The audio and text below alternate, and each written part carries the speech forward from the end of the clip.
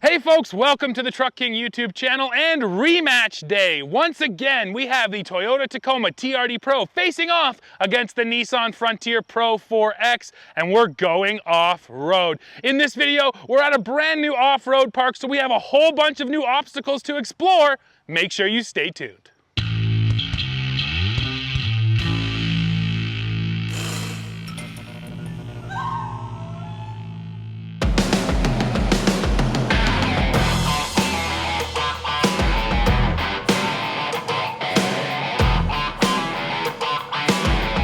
Is a rematch of a video we made last year. We took a Tacoma TRD Pro and a Frontier Pro-4X to our Ironwood test facility and we had them battle it out. Now, spoiler alert, I'll just let you know, the Tacoma did come out on top. So why are we redoing this? Well, a couple of reasons. The biggest one is because the trucks aren't the same. Now it's 2022 and we have the Nissan Frontier Pro-4X King Cab. That is a Canada only model. And over there, the TRD Pro, it has new tires, it has updated suspension, and it has a higher price tag now for 2022. So on my right, the Toyota Tacoma, it uses a 3.5 liter naturally aspirated V6. This engine is making 278 horsepower, 265 pound-feet of torque, and it is sent through a 6-speed automatic.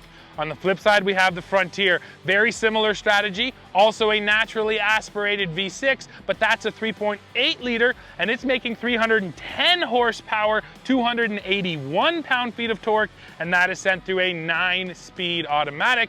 And yes, the Frontier does make the most power in the mid-size segment, plus it's sent through more gears, so we will let you know the differences in the powertrains once we get out there.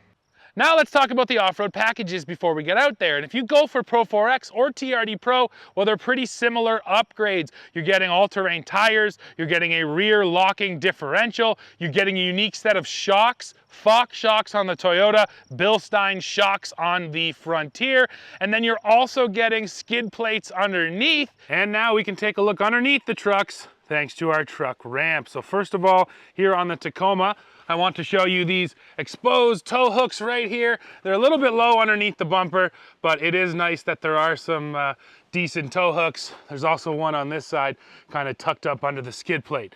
Now, yeah, that's a nice beefy steel skid plate, and it's big. It really extends well beyond that front differential. Now up here, of course, you have your unique suspension setup. That's a beefy control arm right there, and those Fox shocks. Now, as we move back, I'm actually a little surprised by the lack of protection here in the middle of the truck. The transfer case is tucked up nicely up there, but this piece of exhaust right here is quite exposed, actually. It hangs lower than this steel frame rail, so this might end up getting beat on a little bit. In fact, it looks like it already might have taken a hit or two. Now, as we roll to the back, you do get a plastic skid plate there on your fuel tank. And you'll also notice your other Fox shocks. Those are Fox shocks with remote reservoirs at the rear end. They look nice and big. Oh yeah, and of course you can't forget to mention with the Tacoma, those are rear drum brakes. This truck still has rear drums in the back, unlike the Frontier over there, which has discs. Now we'll put the Nissan up and we'll see what it looks like underneath.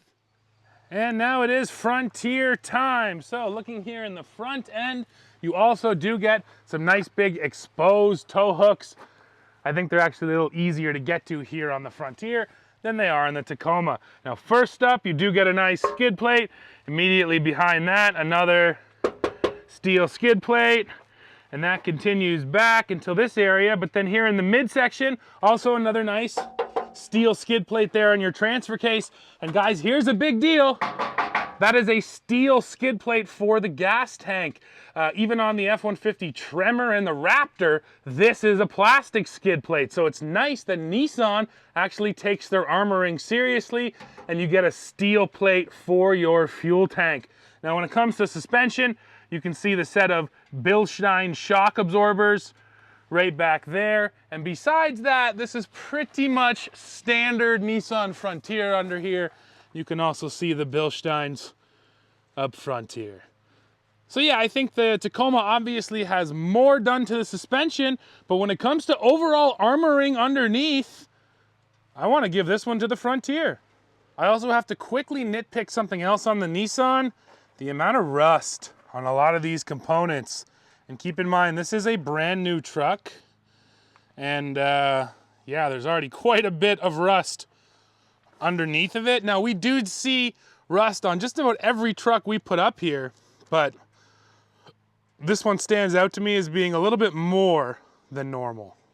The other thing that really jumps out when you look at the spec sheet here, these trucks are very similar when it comes to sizing. The wheelbase is within 1 inch, overall length is within 2 inches of each other, so they really are just about the same. Now when it comes to off-roading, ground clearance is listed at 9.4 inches for both trucks, so that's the same, but the Tacoma gets better angles, and that has actually been improved for 2022. So approach angle over there on the Tacoma, 36.4 degrees versus just 32 degrees on the Frontier. Breakover on Tacoma, 26.6 versus 19.6 on the Frontier. And then departure on the Tacoma, 24.7 versus just 23.3 on the Nissan. So on paper, Tacoma has an edge, but there's a penalty for that, and that is the price. It's even more expensive. For 2022, that truck as it sits is $61,000 here in Canada. On the flip side, if you go for the King Cab model of the Pro-4X,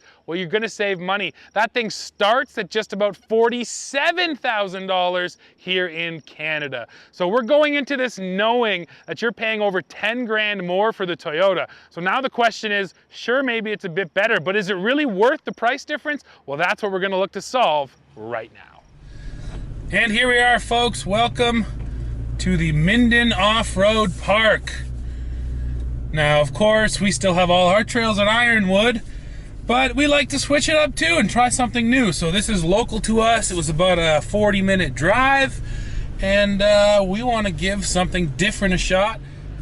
And see, like, this is already, these are just these big, massive exposed rocks in the center of the trail. And Dad's in the Nissan behind me. And there goes Steve climbing a stump. Well, that was cute. Okay, well, that's rugged, man, rugged. Okay, so great trails. The only complaint I have so far is that the guy left all the stumps behind. So, and then as the dirt washes away and as vehicles crawl around them, they continually seem to get taller. So, anyway, it's a little bit of fun here trying to get around some of this crap. So, plus we've had 2 days of rain, so there's a bit of slop here. Oh man, here go the hills. Here comes the hills. Little wicked S-turn up the hill here. Okay. Watch the friggin' trees. So at the moment we're just running 4 high. I haven't used the locker yet. I like to save that for when I'm in trouble. So we'll see how this goes. Back there. I've been clearing all the rocks so far. You've kissed any skid plates or good clearance? Oh, you've been running over stumps. I've been watching you. Yeah, I don't know what you're talking about. The Tacoma is eating the stumps for breakfast.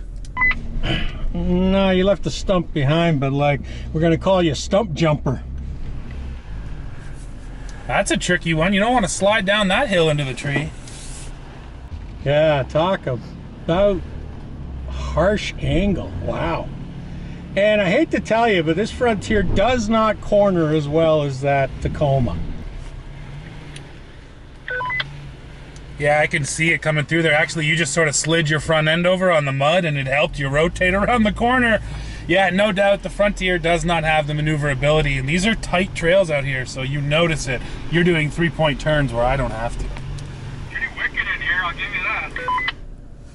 Yeah, it's beautiful scenery, and I love these big exposed rocks. This is one of the cool things we have in Ontario, right? All these exposed rocks out in the middle of the bush. It feels like you're in Moab when you're still surrounded by bush and bugs. Well, and for those who don't know, what we're talking about is, this is what's called the Canadian Shield.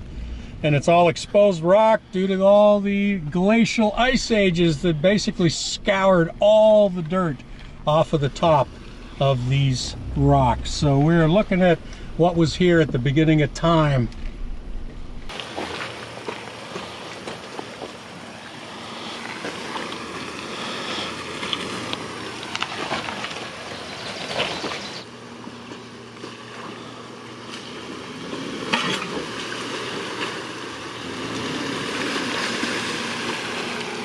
All right, that's a problem rock right there. Let's see what the Tacoma does.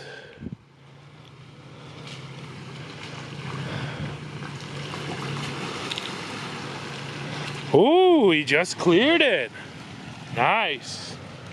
Now another thing the Tacoma has, I'll get a shot of it here, these front-facing cameras. So when you hit your view button down on the side, beside the wheel, you actually get this front view as well, which honestly I have used a few times, because you can see the rocks there on the trail, so you can get a sense for where your wheels are going to be next to the rocks. And then I can also hit it again and get the side view where I'm looking right down at my wheels.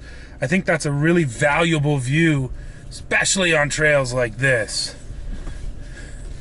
And it should be noted, still in just 4 high, but when you go into 4 low, these views on the dash show up automatically.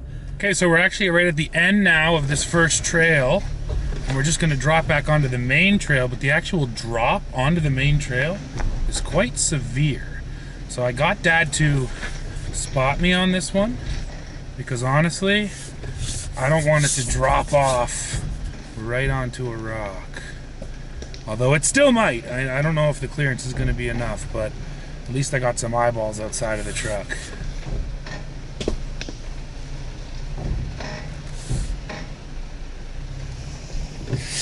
There was the big step. Still good on the clearance. I think we're gonna be okay. Nicely done, Tacoma. Okay, now I'm here in the Frontier, and I'm gonna make this exact same maneuver here at the end of the trail off of this rock face. So we've already said it. Immediately I notice Frontier does not turn as well as the Tacoma does on these tight trails. Although with that TRD Pro, there's also that big hood scoop on the front end, and the hood on the Toyota sits a pinch higher, so I actually like the visibility out of the Nissan a little bit more. And now I'm about to step off this rock face.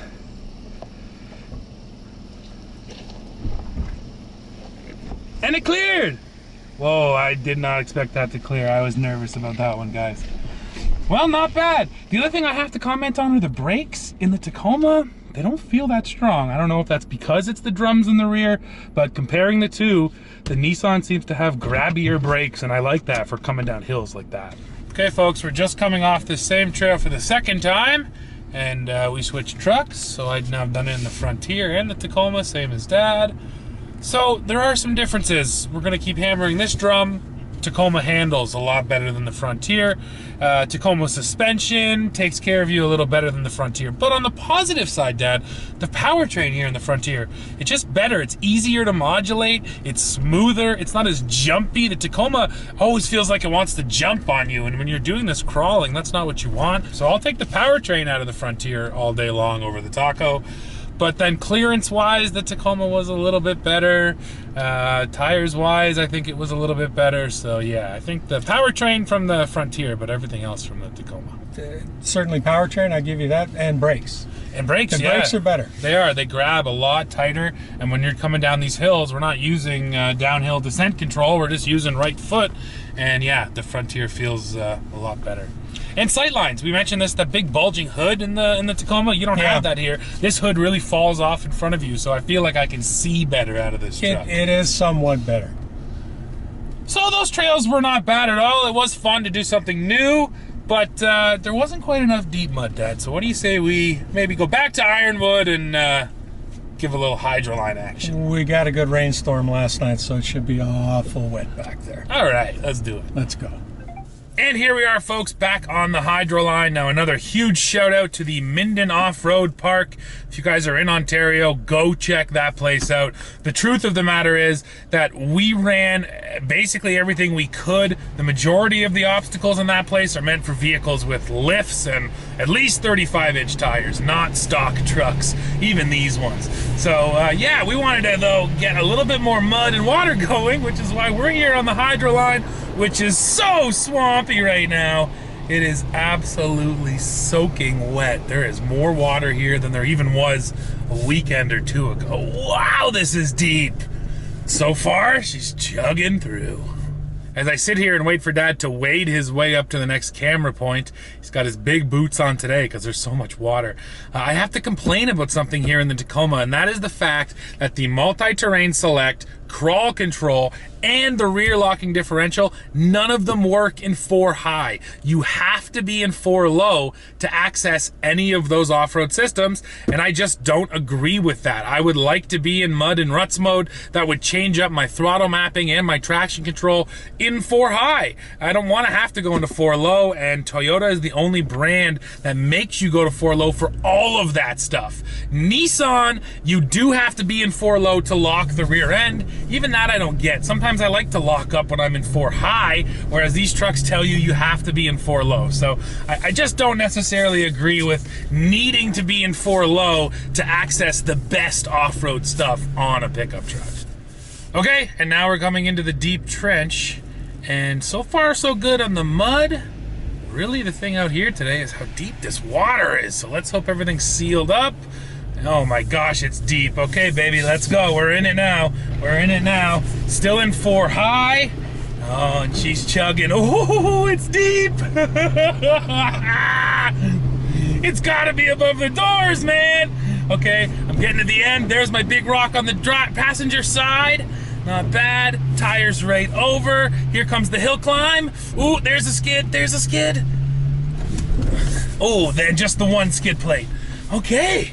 Not bad at all. So I'm going to use crawl control. There is 5 different speed settings. I am on the low setting. And for whatever blessed reason, Toyota still uses the ABS system. And you know what? Crawl control, I believe, was the first off-road cruise control systems. And when it came out, it was really impressive. We thought it was such cool technology. And now, after using systems from every other brand, this is not good, guys. This ABS sounds like the truck is kind of exploding itself. And then second of all, look, forward brake, forward brake, forward brake. This is not smooth even a little bit. Yeah, you know what? Crawl control. Let's see if I turn up the speed a bit. Yeah, it's still, man, it just shouldn't sound like that, especially when every other brand has figured it out to not have it sound like that. Now I am going to crank up the speed. Now I'm in position 4. Let's go right up to high. Now I'm full speed crawl control, going back into the water. My foot is off the brake, off the gas. This is all Toyota. And full speed in crawl control is still really slow. Like I'm 3 kilometers an hour, 2 kilometers an hour. So again, where some of these other brands have decided to give you these systems at higher speeds, Toyota keeps it extremely slow. And then crawl control right now, it's also like throttle, throttle, throttle, throttle. It's not that smooth either with the throttle inputs. So as much as I think crawl control is smart, why is it smart? Well, it can do things I can't. It can break one individual wheel at a time, stuff like that. But besides that, I gotta tell you guys, I'm not loving crawl control today. It's just so jerky and kind of unsettling and unnerving. Yeah, kudos to Toyota for being the first one to kind of go there. But in the meantime, I would say just about every other brand has surpassed them with just how smooth and seamless their off-road cruise control systems really are. Well, that's it for the Tacoma. She did a nice job. Let's go see what the Frontier does on the hydroline. All right, ladies and gentlemen, and here we go. Into the deep water, and it is deep. Oof, there's a rock that I did not find in the Tacoma as I dropped in, and then I gotta get my momentum up a little bit. Here we go. Oh, Frontier. Nice smooth power delivery. Man, this water is deep. There's the rock on the passenger side. And now we come up the hill. What happens here? Oh, skid plate, and skid plate. Yeah, the clearance, even though they're both listed at identical ground clearance, the Frontier is definitely kissing a little bit more.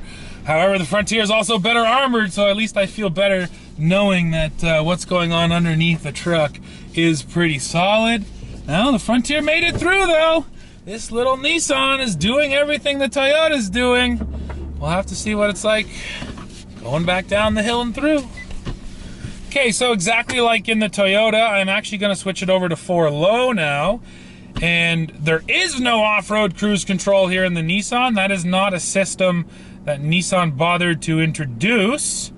All Nissan has is hill descent control. So we turn on hill descent control, and now what's kind of cool here in the Nissan is it's automatic, so it should just sense this hill and start to grab me, which it is. My foot is off the brake, off the gas.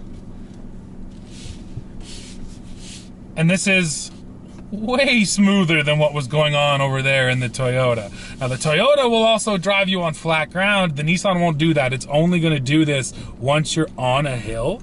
But yeah, it's oof. Yeah, more rock hits here in the Nissan, man. That hurt a little bit. But oh, dragging that belly. Thank you, skid plates. That was the hitch too, departure angle. Dang, a couple degrees are making a big difference. That rock is massive right there. Here we go. Now what I noticed on that rock, I don't know if this is a trait of the tires, but where the Tacoma has been climbing up and over things, like the stump you saw earlier, the Frontier keeps hitting big rocks and then glancing off to the side. So I don't know if it's a function of grip or clearance, but where the Tacoma seems to climb things, the Frontier seems to hit them and bounce right off. That's what happened to me with that rock out there in the middle and kind of threw my head into the glass. Wow, so Frontier is through, it's out. It is definitely worse for wear underneath. But again, you gotta keep pointing out, it is doing everything the Tacoma is doing. Well, we're off the hydroline now, and once again, Dad's out of the bugs. He was getting eaten out there, I'm sure.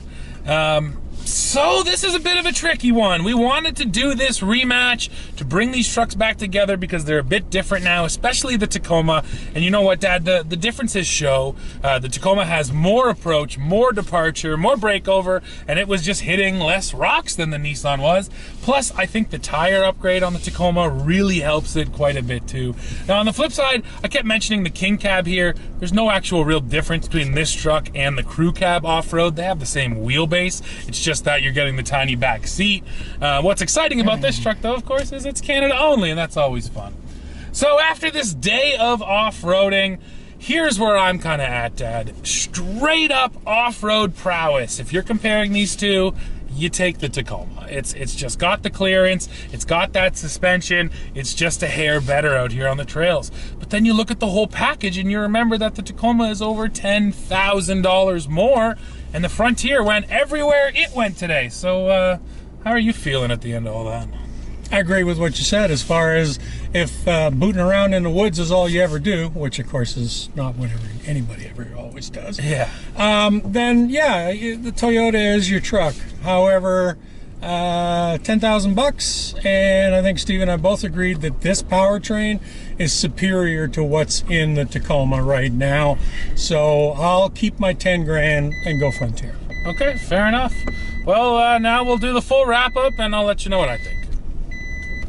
And now the after action report. First of all, the Nissan here has more salad than the Toyota does, and the salad's a lot higher up on the truck. It was just down deeper in that stuff. Second of all, you might have already noticed that skid plate, we put a nice dent into it. And you know what? This is actually aluminum. I remember being on the launch event, they announced an aluminum front skid plate. I said, why aluminum? It's gonna bend, it might even puncture. And look, this is our first time out with the truck. It's already bent. That big steel TRD Pro skid plate, it took some hits, but it still looks good. So yeah, that was a bit of a weird decision on Nissan's part. And just know that if you beat on it, you're gonna bend it. Well, folks, we have arrived at the end of this one, so what is the verdict? Well, at the end of this day, this Frontier kind of feels like the all-around truck. It's pretty dang good off-road, it's nice on-road, and it's gonna work fairly hard for you. But this video was really about off-roading, and I know it's a lot more expensive. I just find myself being drawn to this Toyota Tacoma TRD Pro. The suspension is so good, especially at high speeds, and then the clearance makes a big difference, so it felt considerably better out there. If I had to lay down my money, I think I would pony up and go for the Toyota. Now, of course, though, I want to hear from you. So go in the comments, let me know what you think of both of these trucks and this comparison. As always, while you're down there, don't forget to hit like, hit subscribe, hit join to become a member, and then come right back here to Truck King to see what we are testing next. See ya.